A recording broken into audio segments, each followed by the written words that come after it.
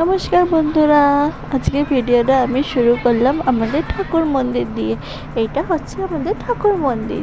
মন্দিরে সব অগোছালো রয়েছে, তাই একটু গুছিয়ে নিলাম। গুছিয়ে সবাইকে একটু চন্দনের ফোঁটা দিয়ে নিলাম।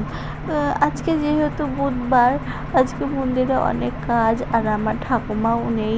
বড় ঠাকুমা সেই মন্দিরে পুজো দেয়, তো সে না থাকার কারণে আমি পুজো দিচ্ছি।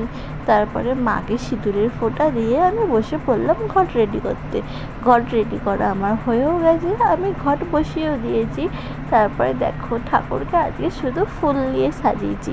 কেমন লাগছে বলো তো, সবাই কমেন্ট করো হ্যাঁ, তাড়াতাড়ি প্লিজ।